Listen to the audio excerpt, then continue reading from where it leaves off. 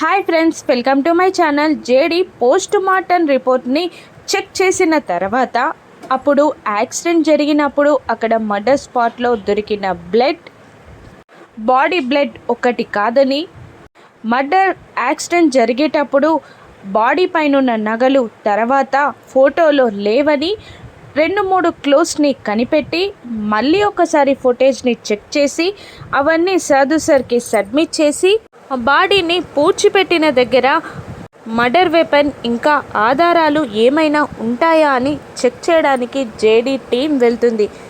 మరోవైపు యువరాజ్ని నిషిని రూమ్లోకి లాక్కొచ్చి వైజయంతి బట్టల బ్యాగ్ని సర్దిస్తుంది. ఏం చేస్తున్నారత్తయ్య అని నిషి, ఏమైందమ్మా అని యువరాజ్ అని అడుగుతున్నా వినకుండా వాళ్ళ చేతులకి పాస్పోర్ట్లని అందించి, సాయంత్రం 5 అయ్యేలోపు మీరిక్కడి నుండి వెళ్ళిపోండి, దేశం దాటేయండి. ఆ తర్వాత నిజం బయటపడితే, నిషి తప్పు చేయలేదని తెలిసిపోతే మీరిక్కడికి వద్దురు, లేదంటే అక్కడే సెటిల్ అవుదురు అని వైజయంతి అంటూ ఉంటుంది. మేం వెళ్ళిపోవడం ఏంటమ్మా అని యువరాజ్ అంటూ ఉండగా, జగదాత్రి సాక్ష్యాధారాలను తెస్తానంది కదా అత్తయ్య అని నిషి అంటూ ఉంటుంది. ఒక దాత్రి పైన మనం నమ్మకం పెట్టుకొని ఉండగలమా? ఒకవేళ తను తేలేకపోతే ఎలా అని వైజయంతి అంటూ ఉంటుంది. మీ అత్తయ్య చెప్పింది కరెక్టే నిషి అని గుమ్మం దగ్గర నుండి రేఖ వాయిస్ వినబడుతుంది. ఏది జరిగినా మంచికే అనుకోవాలి, మీరిద్దరూ ఇక్కడ నుండి వెళ్ళిపోతే ఆ తర్వాత పోలీసులు దాన్ని అరెస్ట్ చేస్తారు, మనకొక పీడ పోతుంది, నిజం బయట పడొద్దనే కోరుకుంటా నేను అని రేఖ అంటుంటుంది. అప్పుడు యువరాజ్ ఆ తర్వాత కేదార్ దాత్రిని ఆ కేసు నుండి విడిపించడానికి కోర్టుల చుట్టూ తిరుగుతూ ఉంటాడు. అక్కని మచ్చిగా చేసుకొని కేదార్ని సులభంగా ఇంటి నుండి బయటికి గెంటేయొచ్చు అని యువరాజ్ ప్లాన్స్ వేస్తూ ఉంటారు. అలా వాళ్ళు నవ్వుకుంటూ ఉండగా భరద్వాజ్ రూమ్ దగ్గరికి వచ్చి, మీరు మనుషులేనా? మీరు అసలు మానవత్వం ఉన్న మనుషులేనా మృగాల? నువ్వు చేసిన నేరానికి తను సాక్ష్యాధారాలు తేవడానికి నా కూతురు కష్టపడుతుంటే తనపై నేరం నెట్టేసి వెళ్ళిపోవాలని చూస్తున్నారా అని భరద్వాజ్ గట్టిగా అరవగానే, అది కాదు నానా అని అంటూ నిషి, రేఖ గారు అది కాదండి అని అంటూ ఉండగా వైజయంతి కూడా ఏదో మాట్లాడబోతుండగా, ఆగండి, మీ మాటలు, మీ సంతోషం, నా కూతురి బాధ అన్నీ నేను వినేసా అని అంటూ నిషిని పక్కకి జరిపి వచ్చి రేఖ చెంప పగలగొడతాడు. నేనే తప్పు చెయ్యలేదు నానా అని నిషి అంటూ ఉంటుంది. ఏంటమ్మా నువ్వు తప్పు చేయలేదా? నీ తప్పు కప్పిపుచ్చుకోవడానికి ఇప్పుడు నువ్వేం చేస్తున్నావో అర్థం కాలేదా? అయినా నా ప్రాణాలు తీయాలని చూసిన నీకు ఇదొక లెక్క అని అంటుంటాడు భరద్వాజ్. మీరు మాట్లాడుతుంది ఏంటి అని రేఖ అడుగుతుండగా, జగదాత్రి నిషిని బెదిరించినప్పుడు తను చూసిందంతా గుర్తు తెచ్చుకొని ఇంతకు ముందు ఫంక్షన్ ఆపడానికి నీ కూతురు కాలు అడ్డం పెట్టి మరీ నన్ను పడేసి చంపేయాలనుకుంది అని కుండ బద్దలు కొట్టేస్తాడు భరద్వాజ్. నిన్ను చూడాలంటేనే అసహ్యంగా ఉంది. మిమ్మల్ని కేసు నుండి కాపాడాలని మేము ప్రయత్నిస్తూ ఉంటే నువ్వు ఊరు వదిలిపెట్టి పారిపోయి నా బిడ్డపై నేరం వేస్తావా? ఎవరైనా జగదాత్రి వచ్చే వరకు ఇల్లు దాటారో నేను ఊరుకోను అని బెదిరిస్తూ ఉంటాడు భరద్వాజ్. నేనే నా భార్యని కాపాడుకునేవాణ్ణి అని యువరాజ్ అంటూ ఉండగా, నాకు అన్నీ తెలుసు బాబు, మీరు మీ వేషాలు అన్నీ తెలుసు అంటూ భరద్వాజ్ బెదిరించి అక్కడి నుండి వెళ్ళిపోతాడు. మరోవైపు మామిడి తోటలో అంతా ఇన్వెస్టిగేషన్ చేస్తూ ఉంటుంది జేడీ, కేడీ, కిరణ్. 3 స్పాట్లో ఏదైనా వెపన్స్ కానీ ఇంకేమైనా ఆధారాలు దొరకొచ్చు అని వాళ్ళు వెతుక్కుంటూ వెళ్తూ ఉండగా అక్కడ జేడీకి ఒక బుర్కా కనబడుతుంది. అది సగం కాలుంటుంది.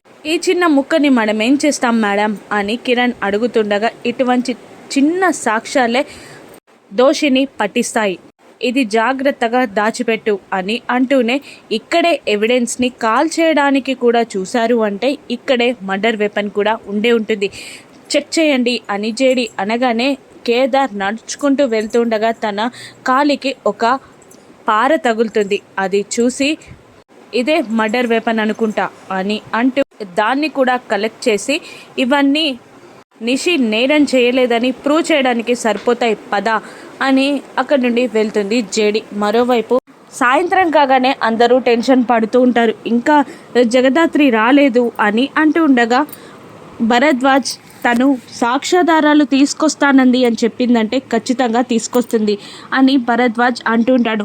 నా బిడ్డ నిషిక తప్పు చెయ్యలేదు అని నమ్మిందంటే తప్పు చెయ్యలేదన్నట్టే అని మనసులో గర్వంగా అనుకుంటూ ఉంటాడు. అప్పుడే ఎస్ఐ వచ్చి, టైం పూర్తయింది కౌశికి గారు, ఇప్పటికైనా నిషికాని అరెస్ట్ చేయొచ్చా, ఇంకేమైనా రూల్స్ ఉన్నాయని మాట్లాడతారా అని అంటుండగా, ఇంకొక 10 minutes అని అంటూ ఉంటుంది కౌశికి.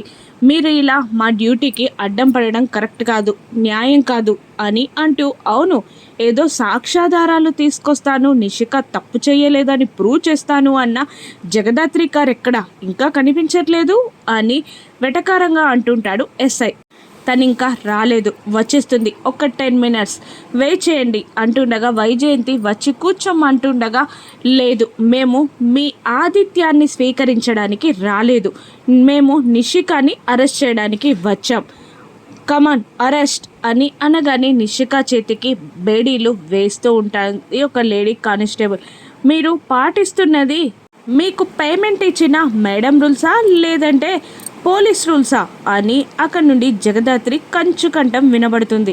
అది చూసి ఎస్ఐ వణికిపోతాడు. ఇక వచ్చావా అమ్మ జగదాత్రి అని భరద్వాజ్ అడుగుతుండగా, వచ్చాను నాన్న, టెన్షన్ పడకండి అని కళ్ళతో సైగ చేస్తుంది ధాత్రి.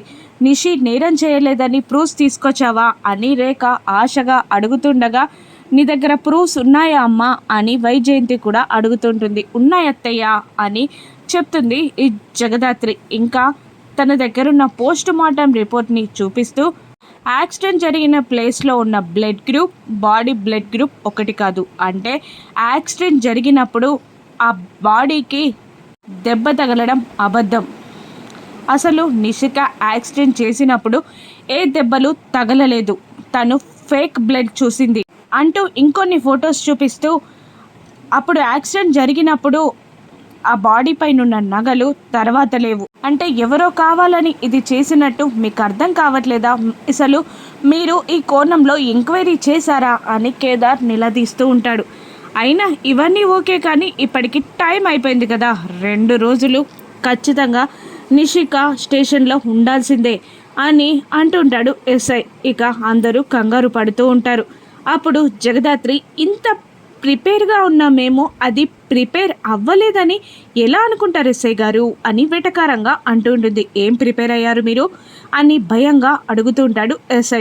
మాకు తెలుసండి, మేము ఎన్ని సాక్ష్యాధారాలు తీసుకొచ్చినా మీరు టైం వేస్ట్ చేస్తారే తప్ప మాకు నిర్దోషి అన్న సర్టిఫికేట్ ఇవ్వరు, అందుకే ముందుగా జడ్జి గారిని కలిసి బెయిల్ పేపర్స్ తీసుకొచ్చాం అంటూ స్టైల్గా బెయిల్ పేపర్స్ని అందిస్తుంది జగదాత్రి. అవి చూసి షాక్ అవుతాడు.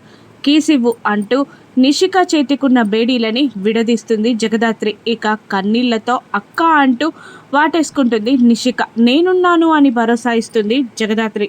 తోక ముడుచుకొని పారిపోతాడు ఎస్ఐ. ఆ తర్వాత వైజయంతి, ప్రొద్దున నుండి మనమేం తినలేదు పదండి అని అంటూ ఇక నడిపించబోతూ ఉండగా, కౌశికి నువ్వు చాలా గ్రేట్ జగదాత్రి, అయినా ఇంత ఈజీగా క్లోజ్ ఎలా సంపాదించావు అని అంటూ ఉండగా, సుధాకర్ కూడా అవునమ్మా ఇంత తొందరగా పోలీస్లాగా ఇలా ఎంక్వైరీ ఎలా చేశావు అని అడుగుతూ ఉంటాడు. అప్పుడు భరద్వాజ్ జగదాత్రి దగ్గరికి వచ్చి, నా కూతురు పోలీసే కదా అని అనేస్తాడు. దాంతో అందరూ షాక్ అవుతారు. ఈరోజు నీ చెల్లి కోసం నువ్వు డ్యూటీ చేసి అన్నీ చక్కబెట్టావమ్మా అని గర్వంగా అంటుంటాడు భరద్వాజ్. అదేంటి బావగారు, జగదాత్రి పోలీస్ అంటున్నారేంటి అని అడుగుతుంటాడు సుధాకర్. కాదు, పోలీస్ కూతురన్నారు మామయ్య గారు అని మాట మారుస్తూ ఉంటుంది జగదాత్రి. డ్యూటీలో చనిపోయారు కదా అత్తయ్య, అదే అంటున్నారు అని కేదార్ కూడా మాట కలుపుతాడు. ఇక అందరూ కలిసి భోజనానికి వెళ్తారు. కౌశికి ముద్దని నోట్లో పెట్టుకునే లోపే బాబు కేరమన్న వేడుపు వినబడుతుంది. చూడు బాబాయ్, నేను అన్నం తినేటప్పుడే ఏడుస్తున్నాడు అని కంప్లైంట్ చేస్తుంది కౌశికి. పిల్లలు అంతేనమ్మా అని సుధాకర్ అంటూ ఉండగా, వైజయంతి మాత్రం ఇన్నాళ్ళు వాడి నాన్న ఏడిపించాడు నిన్ను, ఇప్పుడు పోతూ పోతూ వాడిని నీకు తగిలించాడు అని చాలా బాధాకరంగా కోపంగా అసహ్యంగా మాట్లాడుతుంటుంది వైజయంతి.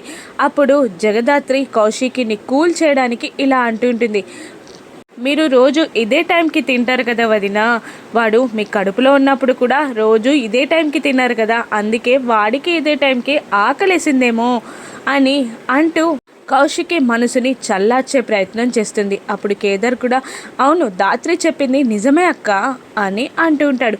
మీరందరూ భోజనం చేయండి, నేను బాబుని చూస్తాను అని అంటూ రూమ్లోకి వెళ్తుంది జగదాత్రి. కౌశికి సంతోషపడుతుంది. ఇక అయిన వాళ్ళకి ఆకుల్లో కాని వాళ్ళకి కంచాల్లో వడ్డిస్తున్నారంటే మీ వాళ్ళు అని విసుక్కుంటుంది రేఖ. మన ఇంట్లో ఎలా ఉండేదమ్మా, ఇక్కడ చూడు ఎలా మాట్లాడుతుందో అని నిషి అంటుండగా ఒక్క నెల రోజులు ఇంటికి తీసుకురావే, మళ్ళీ పాత జగదాత్రిని చేసేస్తా అని అంటూ ఉంటుంది రేఖ. బాబుని ఎత్తుకొని ఆడిస్తూ భరద్వాజ్తో నేను కూడా ఇంతేనా నాన్న, చిన్నప్పుడు ఏడ్చేదాన్నా అంటుండగా లేదమ్మా అస్సలు ఏడవకపోయేదానివి, నేను కానీ కావ్య కానీ ఎత్తుకోకపోయినా ఏడవకపోయేదానివి, కానీ మీ అమ్మ డ్యూటీకి వెళ్తుంటే మాత్రం బాధగా చూసేదానివమ్మా అని భరద్వాజ్ అంటుంటాడు. జరిగినవన్నీ గుర్తు తెచ్చుకుంటూ ఉంటుంది జగదాత్రి. ఇక భరద్వాజ్ మళ్ళీ చెప్తూ నిషిక మాత్రం ఏడ్చేదమ్మా, ఎప్పటికీ ఏడ్చేది అని అంటుండగా చూడమ్మా నాన్న అని నిషి రేఖని అంటుంటుంది. ఈ విషయంలో మాత్రం నేను కూడా మీ నాన్న పార్టీయే, ఏది కావాలన్నా ఇవ్వకపోయినా ఏడ్చేదానివి, ఎప్పుడూ ఏడుస్తూనే ఉండేదానివి అని రేఖ కూడా అంటూ ఉంటుంది.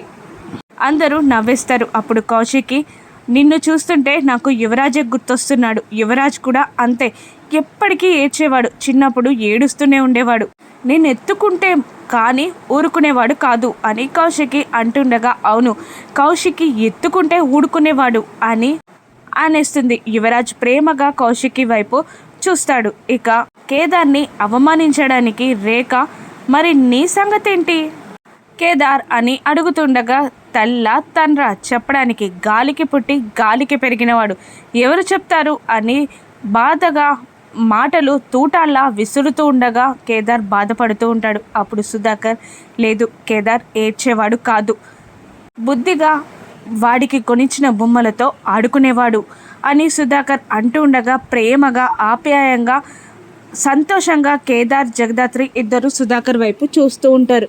ఇక ఇప్పుడు కళ్ళ మంటతో యువరాజ్ ఏం చేస్తాడు, ఇంద్రాన్ని నేరాన్ని జగదాత్రి ప్రూవ్ చేస్తుందా రాను నెక్స్ట్ చూద్దాం. Thank you for watching.